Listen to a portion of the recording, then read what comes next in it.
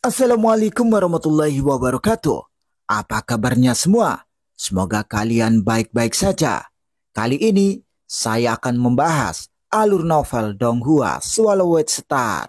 Tanpa basa-basi, yuk langsung disedot.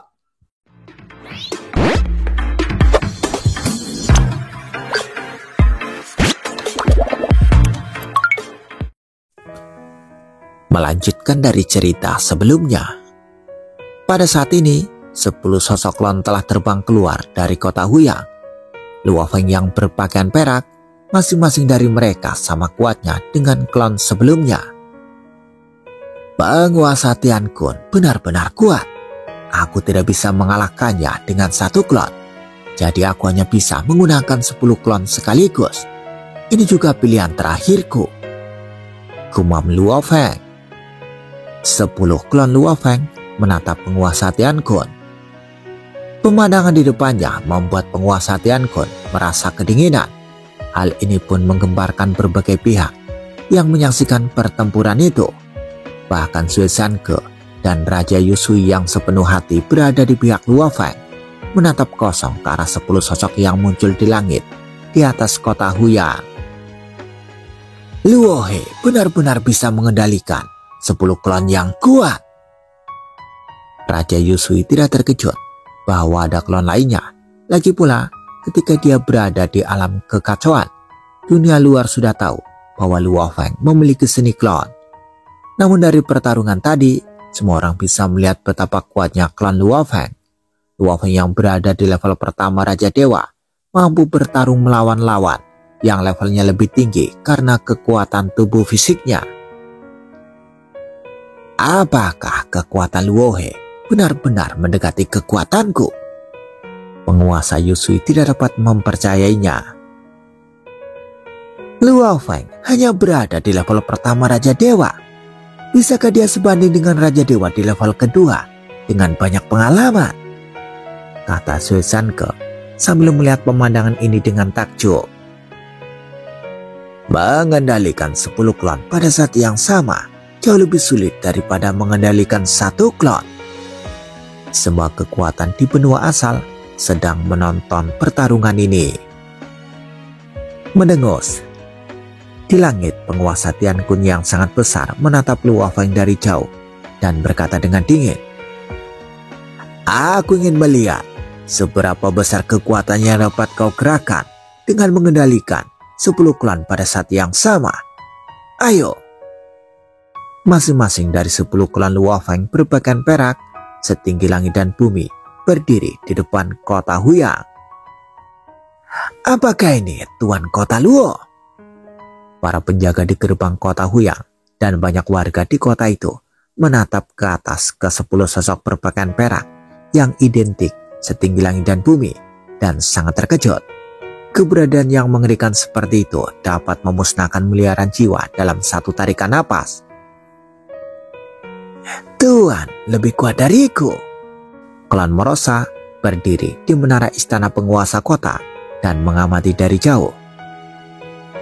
Aku lahir dari sumber kehancuran dan merupakan bentuk kehidupan yang sempurna.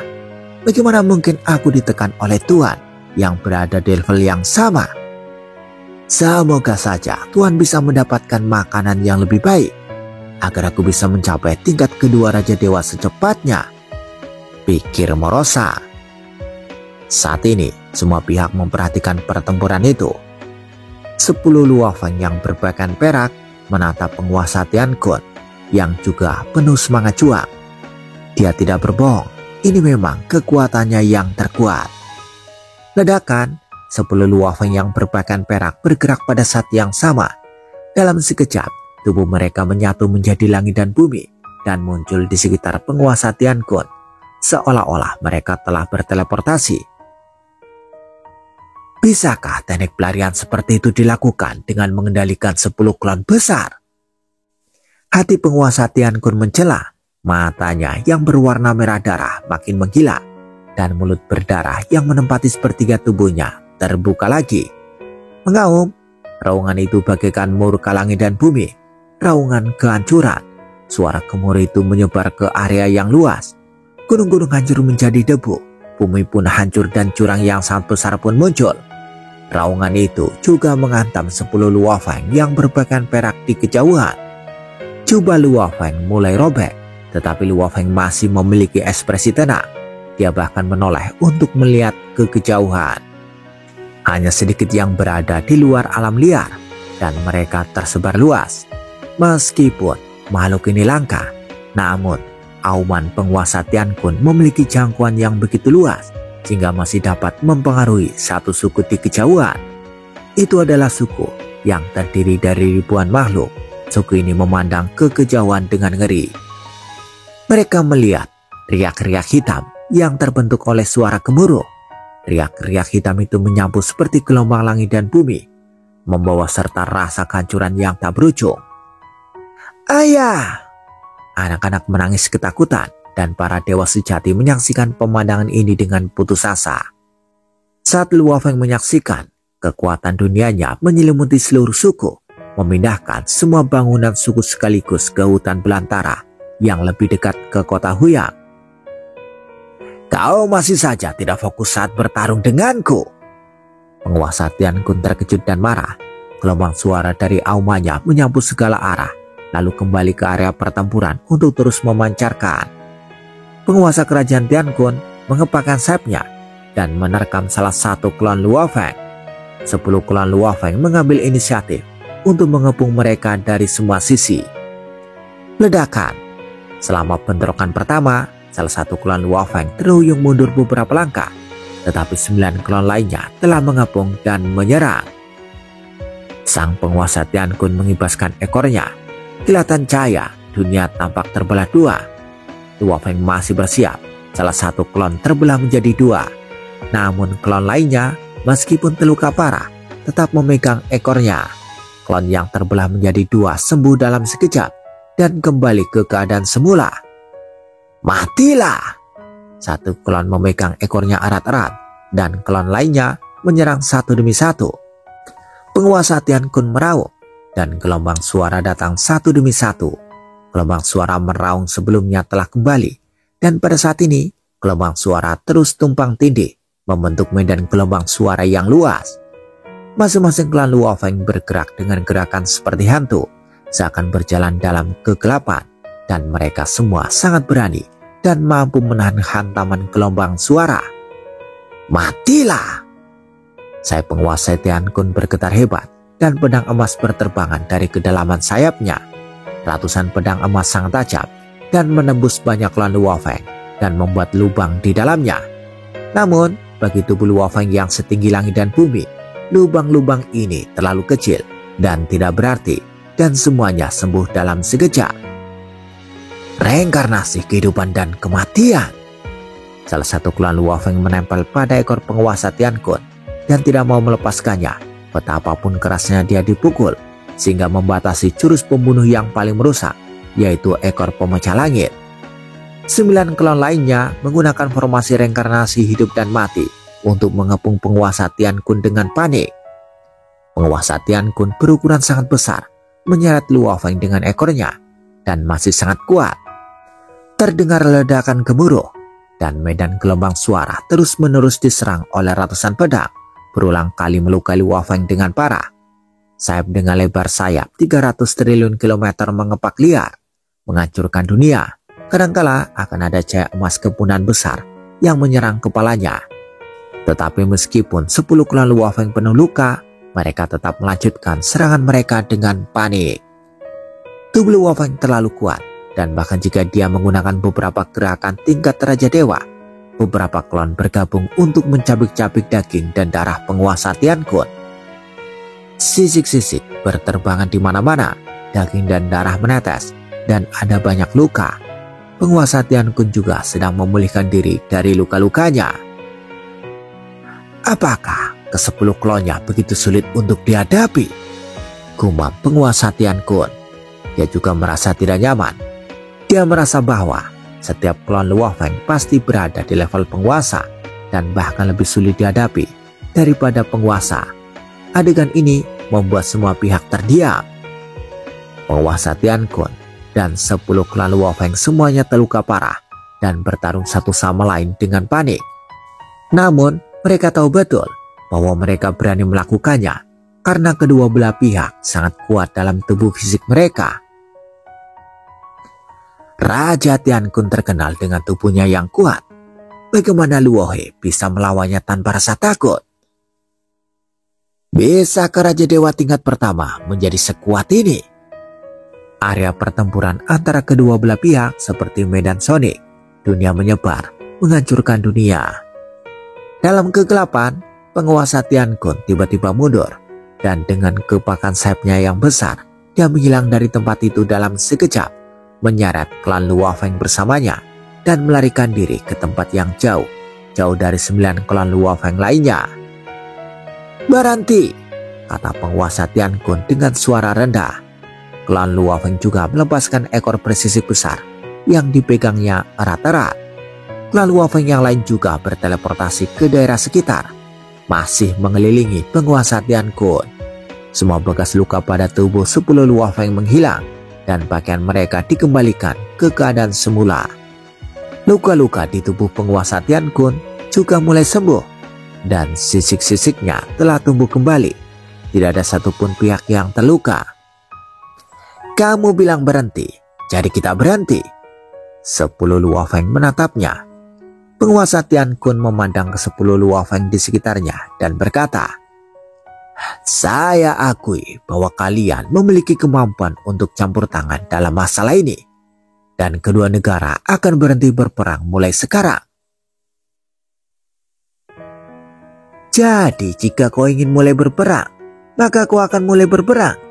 Jika kau ingin menghentikan perang, maka kau akan menghentikan perang. Sebelumnya kamu ingin menghancurkan kota Huyang milikku, tetapi sekarang kamu ingin berpura-pura tidak terjadi apa-apa," kata Luo Feng sambil menatapnya. Penguasa Tiankun melihat sekeliling dan bertanya, "Apa yang kau inginkan?" "Penguasa Tiankun, Anda sendiri yang mengatakan bahwa beberapa hal harus dilakukan dengan harga tertentu." 10 Luo Feng berdiri di sana saat kekuatan dunianya menyebar dan jangkauannya meluas dengan cepat, menyebar luas dari pusat kota Huyang ke lingkup kerajaan Xi, sepenuhnya meliputi 10 negara kekacauan di sekitarnya.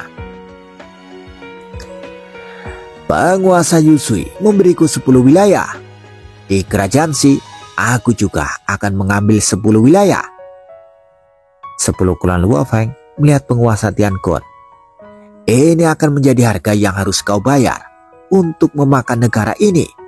Jika kau setuju, maka kita akan berhenti berperang. Jika kau tidak setuju, maka kita akan melanjutkan perang. Dan aku akan menduduki wilayah itu dengan kemampuanku sendiri." 10 negara kekacauan? Penguasa Tiankun memandang Luo Feng. "Apakah kamu yakin? Apakah menurutmu aku meminta terlalu banyak?" 10 klan Luo Feng juga menatap penguasa Tiankun. Penguasa negara Tiankun dapat merasakan keinginan Raja Dewa Luohe. Bagaimana dia bisa terlibat dalam masalah antara aku dan penguasa Yusui? Dan dia sangat sulit diajak bekerja sama. Penguasa Tiankun cukup gelisah. Dalam hal pertarungan sungguhan, dia tidak takut pada Luo Feng. Bahkan kekuatannya lebih baik. Dia bisa bertarung jika dia mau dan pergi jika dia mau. Luo Feng tidak bisa menghentikannya. Namun jika 10 klan Luo Feng ingin menyerang negara Xi, dia juga tidak dapat menghentikan mereka semua karena dia hanya satu tubuh asli. Dia menjalankan negara besar kelas 2 yang disebut Kerajaan Xi, yang memiliki suku-suku dan banyak pengikut. Luohe di sisi lain tidak memiliki ikatan karena 10 negara kekacauan yang baru saja diperolehnya juga diberikan oleh Kerajaan Yu, jadi dia tidak perlu khawatir. "Baiklah," penguasa Tiankun menatap Luo Feng dengan mata merah. "Kali ini aku meremehkan Raja Dewa Luohe. Aku tidak menyangka bahwa Raja Dewa Luohe hanya berada di alam Raja Dewa tingkat pertama, tetapi dia memiliki kekuatan yang sangat mengerikan. 10 negara kekacauan ini adalah permintaan maafku," kata penguasa Tiankun. Penguasa Tiankun cukup lugas. kita akan menjadi tetangga mulai sekarang. Dan kita harus sering berurusan satu sama lain, kata Luo Feng sambil mengangguk. Raja Tiankun juga merasakan sakit kepala. Awalnya dia sakit kepala karena negara kelas 2 kerajaan Yu di sebelahnya. Bagaimanapun dia bisa seenaknya mencaplok beberapa negara kelas 3. Tetapi ketika menghadapi lawan setingkat, itu tidak mudah untuk dihadapi. Di mata penguasa Tiankun, pasukan yang dipimpin oleh Luo Feng lebih sulit dihadapi daripada kerajaan Yu. Setelah kesepakatan, penguasa Tiankun mengepakkan sayapnya dan menghilang melintasi langit dan bumi. 10 klon Luo Feng yang berpakaian perak, yang setinggi langit dan bumi, juga menghilang dalam sekejap. Sudah berakhir. Aku tidak menyangka kalau Raja Dewa Luohe ini ternyata adalah makhluk yang sebanding dengan penguasa Tiankun. Penguasa lain yang tidak mudah untuk diganggu telah muncul di benua asal. Semua pasukan menyaksikan dan menyadari bahwa Luo Feng tidak mudah dihadapi. Klon Luo Feng manapun dapat menahan gerakan mematikan Raja Tiankun tanpa banyak kerugian. Muridku sebenarnya sebanding dengan Dewa Tiankun. Mata Xuexian Ke itu merah karena dia terlalu emosional. Aku sudah bisa pergi menemui Luo Feng. Scene berganti. Di kota Huyang, di istana penguasa kota, di sebuah pavilion. Inkarnasi Raja Yusui datang, cukup bersemangat. Saudara Luohe, terima kasih banyak. Kekuatan Luo Feng berada di luar dugaannya, dan masalah ini diselesaikan dengan sangat lancar. Itu hanya masalah kecil. Luo Feng tersenyum dan berkata, Saudara Yusui, ku dengar tubuh aslimu ada di tanah harta karun Tiana. Kau harus berhati-hati. Meskipun aku kalah jumlah, aku tidak mudah diganggu. Penguasa Yusui cukup percaya diri. Saudara Luohe, kamu juga harus berhati-hati. Kali ini kamu telah menyinggung penguasa Tiankun karena aku. Dengan temperamennya, dia tidak akan mudah menyerah.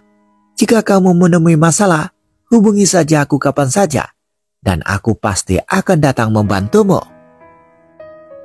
Luo Feng tersenyum dan berkata, Saudara Yusui mungkin tidak tahu bahwa aku baru saja meminta 10 negara kekacauan dari kerajaan Zi sebagai kompensasi mereka. Ah? Penguasa Yusui tercengang. Meminta 10 negara kekacauan? Karena aku telah menyinggungnya, maka aku akan menyinggungnya lebih parah lagi. Luo Feng tersenyum tipis, lalu melihat ke arah kerajaan Zi di kejauhan. Mulai sekarang, kerajaan Zi dan aku akan menjadi tetangga, dan akan ada waktu yang lama untuk bertarung. Jika Anda memerlukan bantuan dari negara Yu, jangan ragu untuk menghubungi kami, jawab penguasa negara Yusui. Setelah kejadian ini, tidak diragukan lagi bahwa di masa depan, saat menghadapi negara Zi, negara Yu pasti akan berdiri di pihak pasukan Luo Feng. Scene berganti. Di ibu kota negara Zi, di dalam istana. Kakak laki-laki, Yang Mulia. 4 raja dewa kerajaan Zi lainnya semuanya memandang ke arah penguasa Tiankun. Kekuatan dunia Luohe menyelimuti 10 negara kekacauan di kerajaan Ziku, mengklaim bahwa 10 negara kekacauan itu miliknya mulai sekarang, dan meminta alam kekacauan untuk segera bermigrasi dalam waktu 1 hari. Saudaraku, apakah kita akan menyerahkan 10 negara kekacauan begitu saja? Patriark Wuxiang berkata dengan cemas. Jika tidak, apakah menurutmu Luohe akan menghentikan perang? Penguasa Tiankun duduk di kursi utama dan menatap leluhur Wuxiang dengan dingin. Jika 10 klonnya menyerbu ke kerajaan Zi, siapa di antara kalian berempat yang bisa menghentikannya? Keempat raja dewa tercengang. Mereka telah melihat bahwa masing-masing dari 10 klon itu sangat menakutkan. Jika kita benar-benar bertarung, seluruh kerajaan Zi tidak akan aman, kata penguasa Tiankun sambil menggelengkan kepalanya. Meskipun dia punya klon, kamu masih punya keunggulan dalam pertarungan. Jika kita benar-benar bertarung, dia akan kalah, kata Raja Dewa Iblis Pedang. Aku tidak dapat mengalahkannya, kata penguasa Tiankun. Patriark Wuxiang, Raja Dewa Pedang Iblis, Raja Dewa Liu Yu, dan Raja Dewa Puncak Tengkorak semuanya tercengang. Tubuhnya yang besar memiliki kemampuan pemulihan yang kuat dan tampaknya memiliki sumber kehidupannya sendiri. Dia pulih saat bertarung. Baru saja cadangan energinya tidak berkurang sama sekali. Sekalipun aku menang, aku tak bisa menghancurkan salah satu klonnya, kata Dewa Tiankun. Dia lebih sulit dihadapi daripada Raja Yu. Jangan memprovokasi dia lagi sebelum kau punya cara untuk menghadapinya, kata penguasa Tiankun sambil menggelengkan kepalanya. Ya, keempat Raja Dewa saling memandang dan hanya bisa menjawab dengan patuh. Penguasa Tiankun segera berdiri dan pergi. Segera di tanah harta karun Sungai Langit, penguasa Tiankun tiba di sini dalam lebih dari 10 tarikan napas. Sungai Langit yang lebarnya tak terhingga dan tak berujung menyapu ruang dan waktu, menyapu segalanya dan melesat maju. Kekuatannya sendiri sudah cukup untuk membuat para Raja Dewa gemetar. Ini adalah tanah harta karun yang lebih berharga daripada ruang tak terbatas di mata dunia luar, khususnya bagi para penganut garis keturunan atribut air sumber keruh. Mereka sangat mementingkan tempat ini. Penguasa Tiankun berubah menjadi tubuh aslinya dan menyatu dengan air sungai Tiane. Air sungai secara alami membasuh tubuh besar ini dan membersihkannya. Sekedar berkeliaran di dalamnya sudah merupakan latihan. Kau tidak bisa menghadapi Luohe, kata sahabat penguasa Tiankun. Penguasa Tiankun menggunakan sebab dan akibat untuk mengirim pesan kepada 5 sahabat lainnya. Kali ini aku menderita kerugian besar. Dia bersikeras merebut 10 negara kekacauanku, kata penguasa Tiankun. Kamu bahkan tidak bisa memusnahkan salah satu klonnya, jadi tentu saja kami juga tidak bisa melakukannya, kata sahabat lainnya. Dan aku dapat memastikan melalui sebab akibat bahwa dia telah menyembunyikan klon di kota Huya, kota Zhou, dan kota Xiangji. 10 klon, aku khawatir itu bukan batasnya, kata penguasa Tiankun. Kekuatan ledakannya lebih rendah dari kita, tapi dia terlalu sulit dikalahkan. Beberapa makhluk kuat takut pada Luo Feng dan tidak mau memprovokasi musuh yang begitu kuat. Mereka dapat mencapai konsensus dalam menghadapi penguasa Yusui. Namun, mereka tidak memiliki konsensus dalam menghadapi Luo Feng dan tidak seorang pun yang bersedia melawan Luo Feng. Karena dunia luar tidak bisa memaksa penguasa Yusui, kita harus mencari cara untuk melenyapkannya sepenuhnya di Sungai Tiane. Mereka berenam masih sabar. Praktisi garis keturunan Hunyuan yang dikaitkan dengan air. Ancaman terbesar bagi mereka adalah penguasa Yusui. Penguasa Yusui terlalu beradaptasi dengan Sungai Tiane dan kemampuannya untuk mendapatkan harta karun jauh melampaui mereka. Tentu saja mereka harus bekerja sama. Scene berganti di negara kuno Yanfeng, kota Polu, Gunung Polu. Tuan, Sang Yunji dipanggil oleh Raja Dewa Polu dan datang menemuinya dengan penuh semangat. Sudah lama sekali, ini adalah pertama kalinya sang guru memanggilnya. Yunji, Raja Dewa Polu menatap Yang Zunji sambil tersenyum. Saudara Luohe baru saja menjadi Raja Dewa, dan sekarang dia bertarung melawan penguasa Tiankun, dan dia sama sekali tidak kalah. Aku akan memberi selamat kepadanya. Kau boleh pergi bersamaku. Raja Dewa Polu sedang dalam suasana hati yang baik. Mendengar itu, hati Sang Zunji bergetar. Mengucapkan selamat kepada Dewa Raja Luohe. Kamu sudah lama berada di atas gunung. Kamu juga bisa bertemu dengan Moyuk Qingyan saat kamu kembali kali ini. Raja Dewa Polu berkata sambil tersenyum.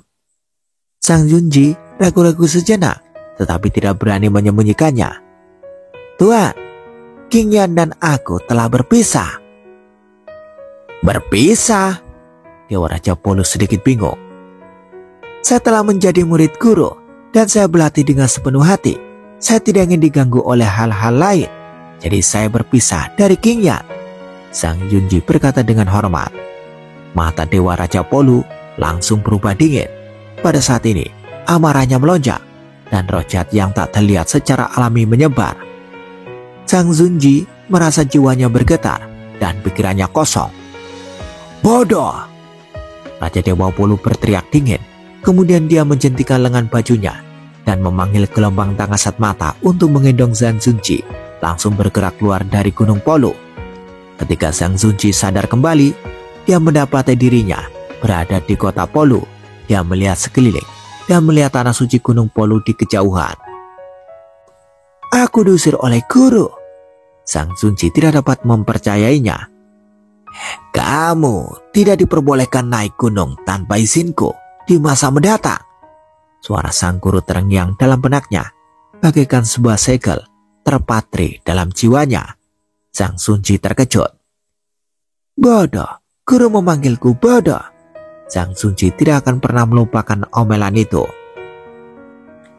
Saya salah. Sang Zunji memandang Gunung Polu dari jauh dan merasa kedinginan. Saya pikir guru bersedia membantu yang lemah dan berkhotbah kepada banyak orang lemah. Dia penyayang terhadap semua makhluk hidup dan sangat berbeda dari kita. Tapi aku salah.